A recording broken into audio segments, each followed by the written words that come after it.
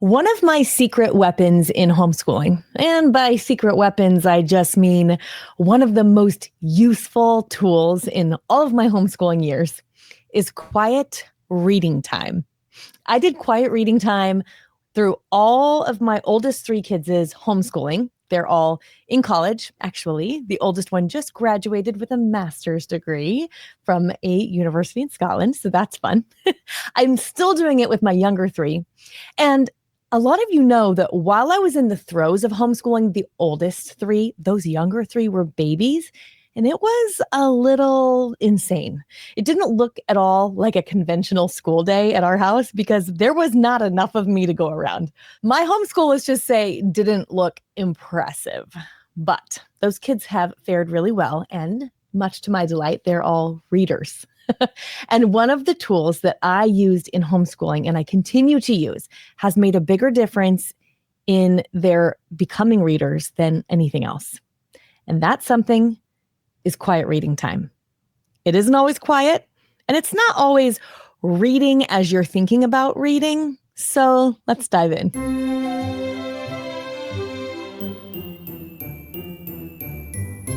Welcome to the Read-Aloud Revival. I'm Sarah Mackenzie, and this is the show that helps you make meaningful and lasting connections with your kids through books. Okay, quiet reading time. Simple definition, it's a time of day when everyone reads. When I was in school, we had something like this when I was growing up, and they called it SSR, Silent Sustained Reading, I think is what it stood for. You might also know it as DEAR, Drop Everything and Read, which is a little nod to Beverly Cleary and the Ramona Quimby books. But as I mentioned in the intro, it isn't always quiet, and it's not always reading in the traditional sense. It's also super simple, incredibly effective, and it was and continues to be my kids' favorite part of the school day. In this episode, I'm going to explain what quiet reading time is and what it isn't, the benefits that it offers for your kids, your homeschool, and you, and why it's such a game changer to help you use a lot less curriculum than you otherwise might feel like you need to in your homeschool. I'm also going to share how you can start your own quiet reading time today, even if your house is loud, even if you've got a bunch of littles, or even if you have no idea how this will work for you. So first things first, what is quiet reading time? It's simply a time of day when everyone in your house, no matter their age, takes a pause to read a book. Specifically, to read a book they enjoy. Now, read can be a loose term. If you have a pre-reader, this might mean flipping through pictures in picture books and just looking at the pictures, right? It can also mean audiobooks, not just for your pre-readers, but especially for your pre-readers. But at our house, quiet reading time can be audiobooks for any of us. I still prefer audiobooks during my own quiet reading time. So whether it's super quiet is negotiable, whether your kids are listening to audiobooks or reading with their eyes, and definitely whether and how many toddlers and babies you have underfoot will also determine how quiet reading time is at your house.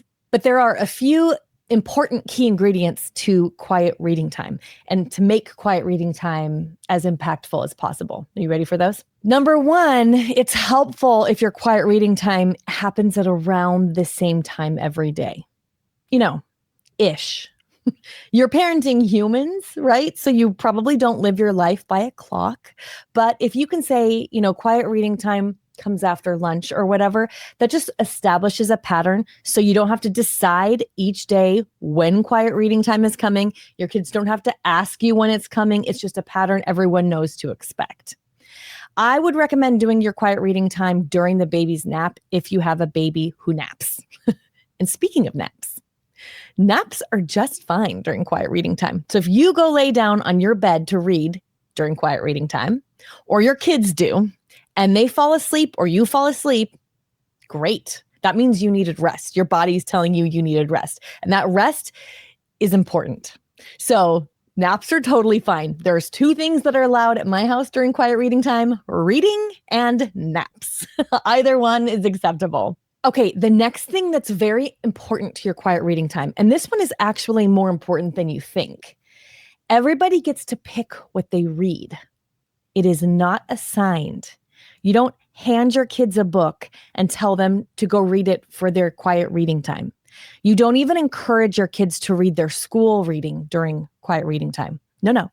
Actually, I think quiet reading time is most effective when you tell your kids, don't do your school reading. Quiet reading time is for fun reading. You're not allowed to read any school books. I said this so many times. Why on earth would I say that? Well, the reason we want our kids to pick what they want to read for fun is because reading for fun is more important than you think. I did a whole podcast on that very topic, that reading for fun is more important than you think. I'm going to link to it in the show notes and in the video description below this video in case you haven't listened to that podcast. You can go find it. But reading that you and your kids do by your own volition, by your own choice, that you actually enjoy, has a bigger impact on you and your kids as readers than reading anything that was assigned. You know, our goal is to raise kids who read, right? And if we think about adults who read, if you think about one of the adults you know who reads a lot, I would bet that person picks most of their own reading. We want our kids to develop the skills of choosing their own books because that is what readers do. We choose our own books. I remember talking to Dr. Alan Jacobs on one of the previous episodes of this podcast. He is the honors English professor at Baylor University. He's written a couple of fabulous books. My favorite of his is probably The Pleasures of Reading in an Age of Distraction. And he would talk in that book, he talks about how a lot of his graduate English students would graduate with their master's degree in English, and then they would be very panicky because they would come back to Dr. Jacobs and say, I don't know what to read. Like they didn't know how to pick. They had spent their entire childhood and all of their education years being told what to read. So now they had the time to read for fun and they didn't have the skills of choosing their own books. So this idea, he calls it reading at whim. There's an excellent chapter in his book, The Pleasures of Reading in an Age of Distraction, about reading at whim. But this idea of developing the skills to be able to read for fun are really important, and we don't pay any attention to them. And I think we should. Now, you can help your kids choose books. We're going to talk about that in just a minute. But the key to quiet reading time being the favorite time of day and having a significant impact on your homeschooling is that your kids choose the reading that happens during quiet reading time. It is not a bucket for you to fill with assigned reading. Now, let's talk about why quiet reading time is so beneficial. One of the benefits of quiet reading time for our kids is that it helps them build reading stamina and develop this sense of being comfortable with being alone with books. This is really important if you want to raise a reader. We aren't usually that comfortable sitting by ourselves reading quietly unless we have practice doing it. It's extremely difficult today to resist that siren song of screens and choose a book instead of choosing a screen. And this is true for adults too. It's true for adults who are already readers, adults who are already voracious readers, even who are wanting to read more and spend less time on their phone. Anyone else? Or is that just me? It's a gift to our kids that a time of day is set aside for them to read, where the only other option is to sleep. They don't have any decision fatigue. They don't have to use any of their limited willpower reserves to choose reading. It's chosen for them. Then their choosing gets to be spent on what they read. And this gives them the mental white space they need to develop the habits of a real reader. And I think it really helps turn reading into a natural part of their day, something they do, not something they have to do. We want our kids to feel like a day without reading for fun is as weird as a day without brushing their teeth. We want it to be that habitual, that natural. And for that to happen, we need to carve out the time and we need to prioritize it, which means that once you start a quiet reading time habit in your home, you want to make it one of the most important parts of your homeschool day. It won't be that difficult because your kids will really like it and you'll really like it. You just have to keep convincing yourself that just because it's so enjoyable doesn't mean it doesn't matter. Because we sometimes think the things that are the most enjoyable don't count. It's a funny thing that we do. Now, I think quiet reading time can also be a lifeline for us as homeschooling moms. Now, especially if you have a lot of kids at home and you wake up in the morning with sort of a long day ahead of you, knowing that you have this small reprieve, this chunk of time set ahead of you for a few minutes can be really amazing. Like, I know that I get my quiet reading time at this time. I know, especially when I was parenting really littles, I would struggle a little bit with bitterness, just being real here, about all of the responsibilities and how much of myself I had to give every single day, day in and day out. And reading ended up being a source of like, but you get to read today. Like, I get to read for 10 or 15 minutes this afternoon, and I can look forward to that. And it just takes the edge off some of that frustration that there's like such a long day ahead. In my house, my rule was that I also, and always has been, that I participate in quiet reading time as well.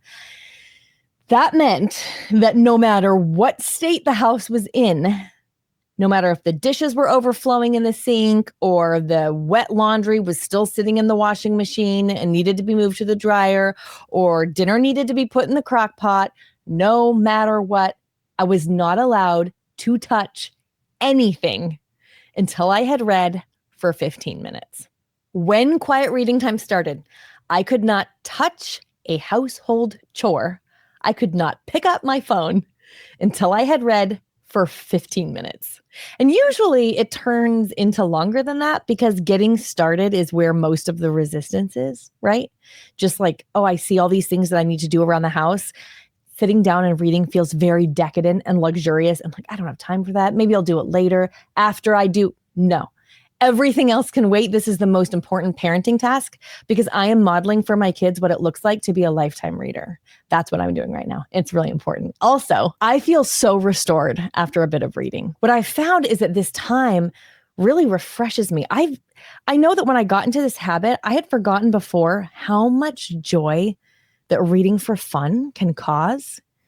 And I know I'm a better mother after a quiet reading time than I am before because I've refilled.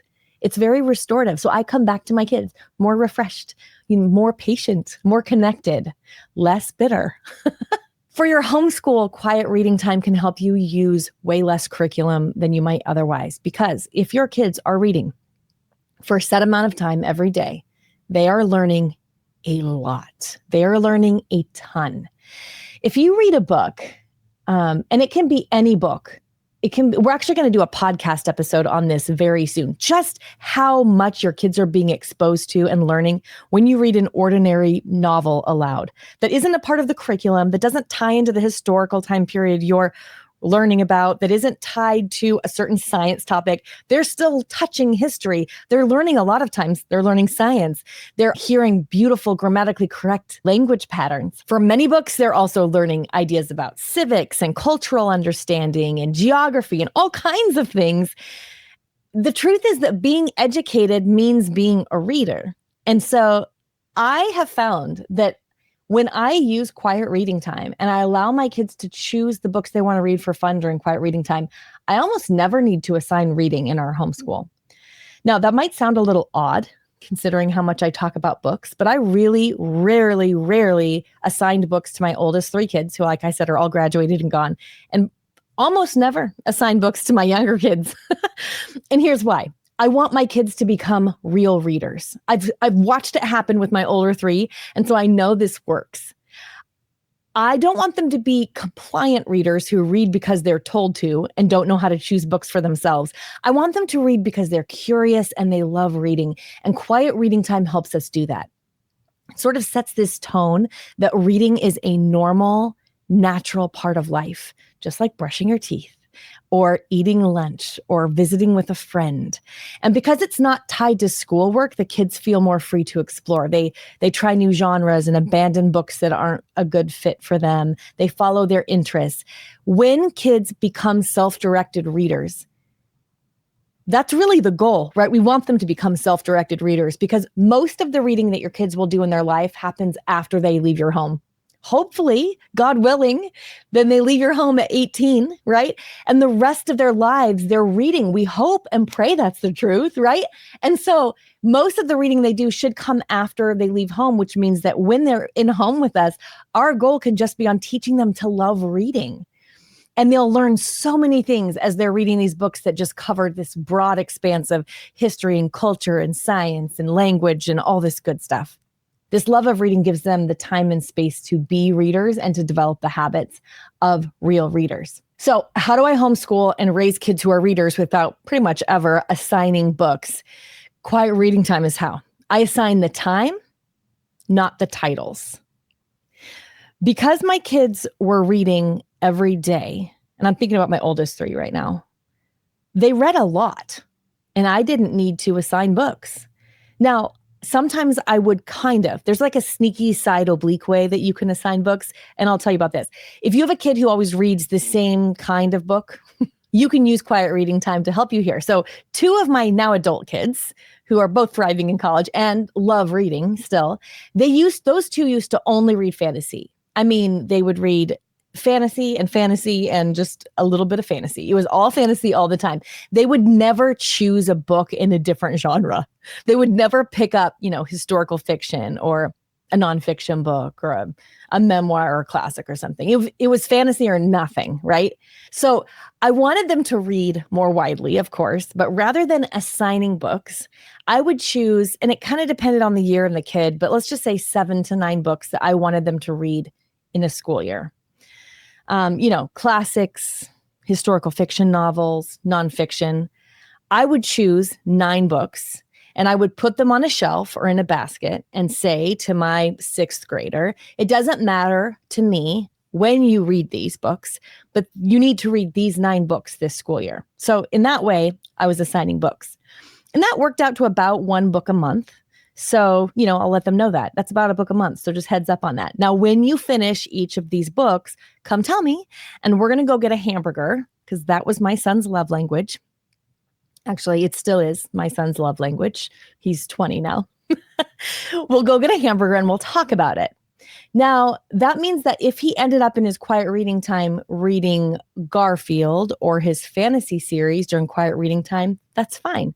But sometimes he'd go, oh, I need to read one of my shelf books, one of my basket books, depending on where we were keeping it. And so he would pick one of those.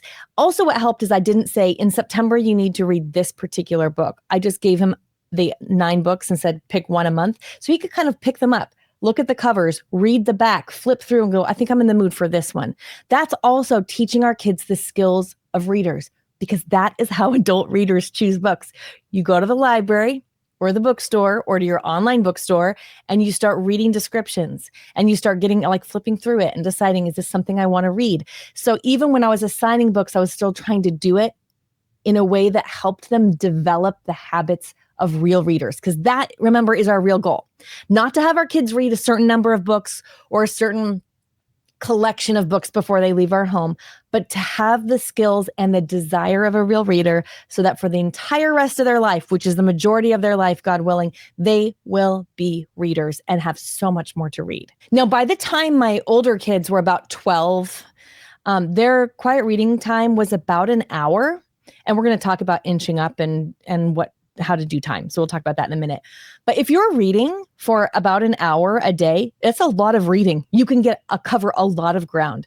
So because they were reading for an hour, or sometimes as they got older, there would be a couple of quiet reading times a day, a couple of hours, they were able to read a ton. And because of that, they read wide variety of genres. They were able to read through all the books that I would suggest on their shelf. And they were able to read so much for fun and develop this habit of being people who just read because that's what we do. The other benefit to that is that, if all your kids are reading is what you pick, then they're going to end up in that same situation that Dr. Jacobs' students, graduate students did, where they're like, I don't know how to pick a book for myself. I've never done this before, right? It also feels then like reading is another thing where mom tells me to take out the garbage, make my bed, wash the dishes, and read books, right? Instead, if reading is mostly what they do for fun, and sometimes mom picks something every once in a while, it's not a big deal. It's a much smaller percentage. It's like a smaller piece of the pie that you're assigning or that you're suggesting compared to all the books that your kids are choosing to read on their own.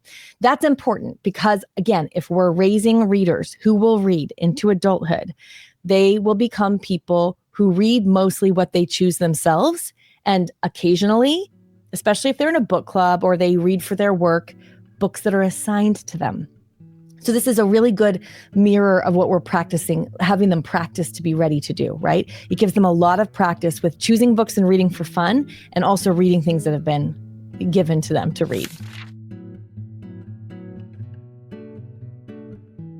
Okay, so that kind of brings us to the question, how long should quiet reading time be? And I would say, in an oh so helpful way, that depends. Quiet reading time should be shorter than you think, probably. I think you should stop quiet reading time before it feels like long and laborious and boring to your kids. That means when you first start quiet reading time, you want to start with like 10 minutes max. You do that for a while. We're doing a 10-minute quiet reading time. Your kids might start asking for longer, especially if after quiet reading time is like math or something. But then you can creep it up to like 20 minutes and then 30 minutes, or go up by 5-minute increments. It doesn't matter. You want to just creep it up to get your kids used to enjoying it. And once they've had it down for a while, having an hour-long quiet reading time, or a couple of those once your kids are in high school, will be no big deal. They'll start developing different habits as readers. They're going to start stockpiling books for quiet reading time. They're going to start like getting halfway through their book and being like, hey, mom, we got to go to the library because I'm going to finish this book this week and I need something else on deck. They're in the world of bookish people. We call these TBR stacks, to be read stacks, right? They're going to start developing their own TBR stacks. These are the habits of real readers.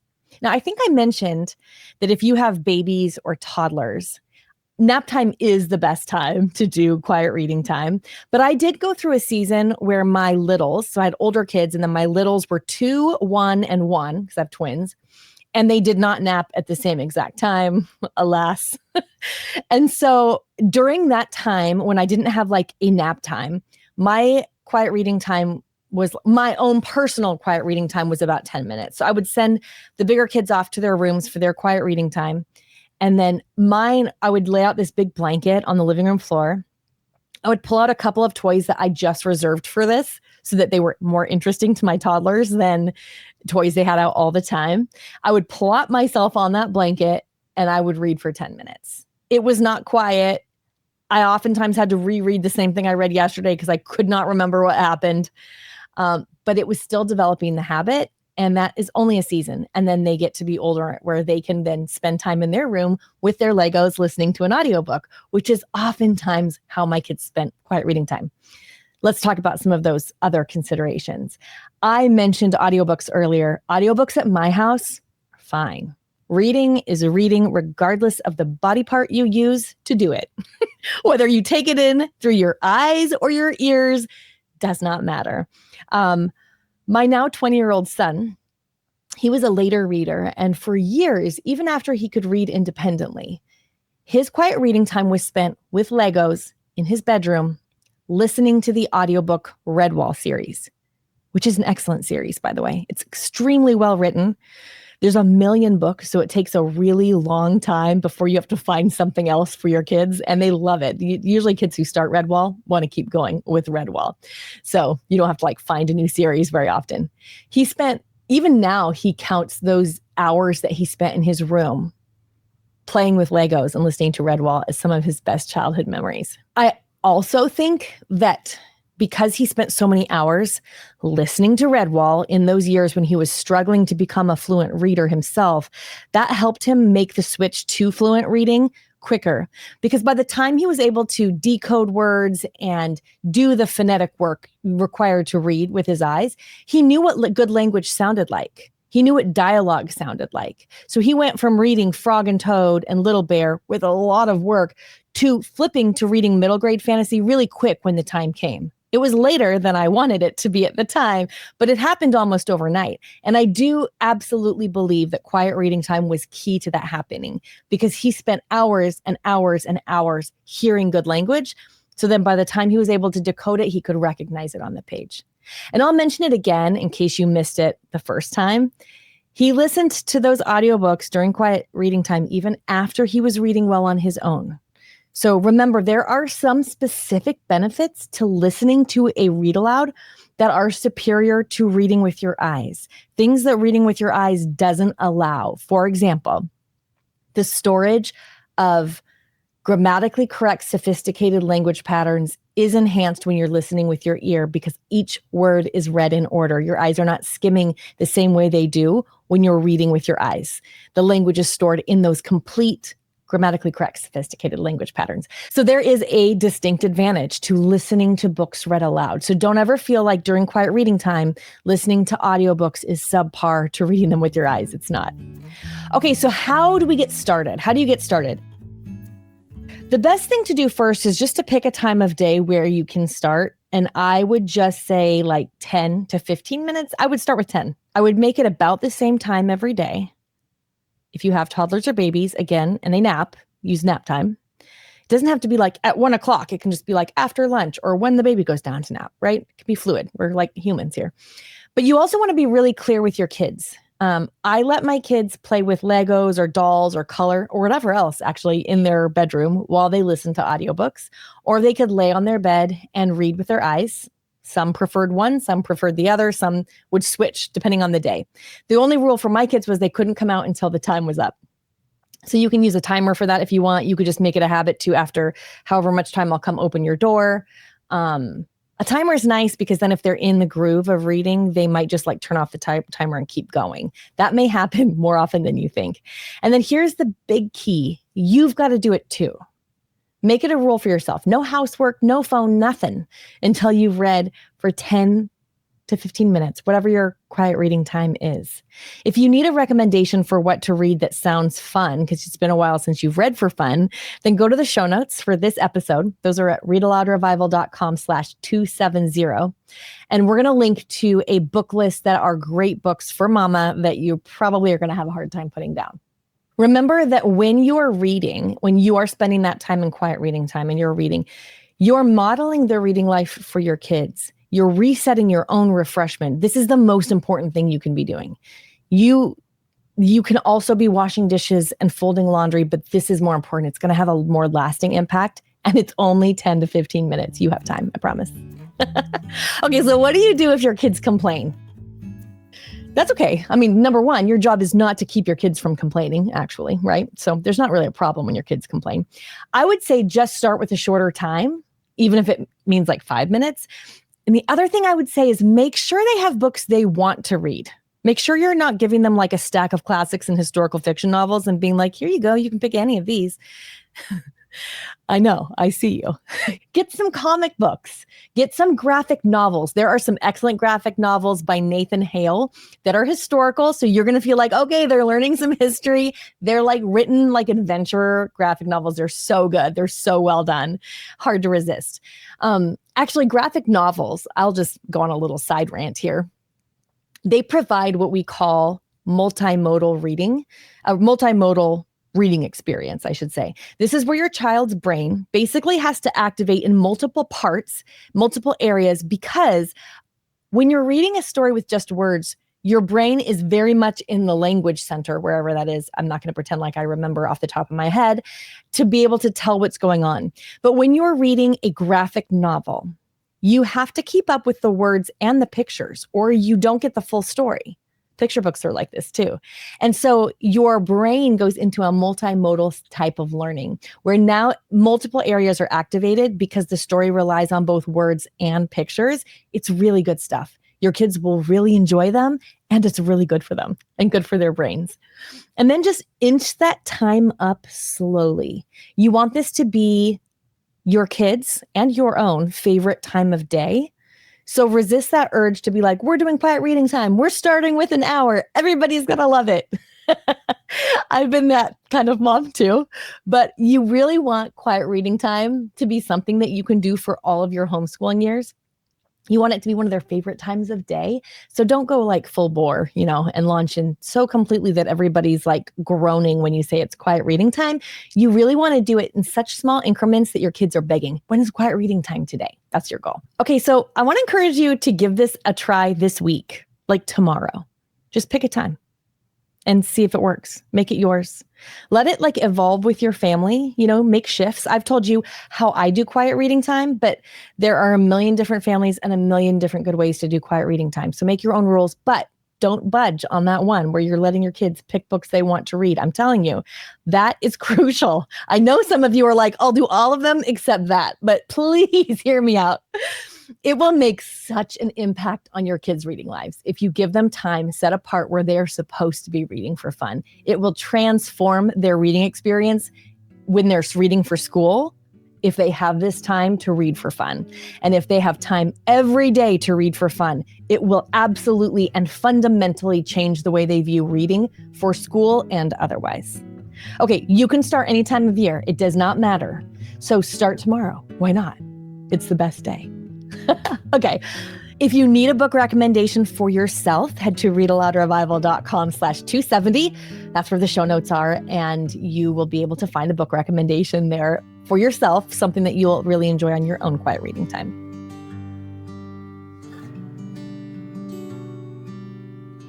Let me ask you something. Have you ever started a school year thinking, this time it's going to feel different, more peaceful, more joyful? I'm not going to want to quit.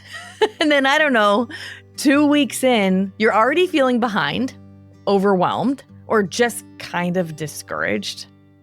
Yeah, me too. That's exactly why I created something just for you. It's called Maintaining Peace in Your Homeschool, a Circle with Sarah retreat. And I would love for you to join me. This is a special online retreat that we're holding at Read-Aloud Revival inside RAR Premium in August. It's just us gathering on Zoom, and I'll be walking you through some really simple, doable ways to build more peace and joy into your homeschool year. There's no prep, there's no pressure. It's just encouragement and practical help. Now, here's what we're doing. On Friday, August 15th, we'll kick things off with a session called What Do We Mean by Peace? Because let's be honest, peace sounds lovely, but what does it actually look like when your toddler's dumping cereal on the floor, the math lesson is totally gone off the rails, and you're in tears? We'll talk about how to actually experience peace in the midst of real life homeschooling. Not the picture perfect kind, not the Instagram worthy kind, but the kind that meets you in your actual, beautiful, messy life. Then on Saturday, August 16th, we've got a full and gentle day planned. We're going to start with a session called Letting Go of Guilt and Holding On to Peace. Because guilt is sneaky, isn't it? It creeps in and it whispers that you're not doing enough. But the truth is, guilt steals your joy and it doesn't serve you or your homeschool. So we're going to learn how to let it go. Next, I'll share some practical tips for when things don't go as planned, because let's be real, they never do. We're going to talk about what to do when your beautiful lesson plan meets a teething baby or a teen in a mood. Ask me how I know. And then we're going to wrap things up with a Q&A session. Kelsey Murphy, the Read-Aloud Revival community manager, is going to join me for this. And we'll tackle your real homeschooling questions, anything you're wrestling with or wondering about. You'll be able to submit your questions during the retreat, and then we'll do our best to speak to those directly. Here's what I want you to know more than anything. You can homeschool with peace. Not perfection, not performance, but peace. With your current children, in your current circumstances, with whatever you're facing in your life right now. This retreat is not about giving you more to do. It's about taking a little bit of time to notice the things that are weighing you down and to remind you that joy, connection, and peace are absolutely within reach, and they're the parts of your homeschool that matter the most. So come join me. It's going to be so good. If you can't make it on those specific days, sign up anyway, because you'll get replays of everything as long as you're signed up. Head to circlewithsarah.com to join us. This is happening inside RAR Premium, and I want you to start out your homeschool knowing that peace is possible. I'll see you there.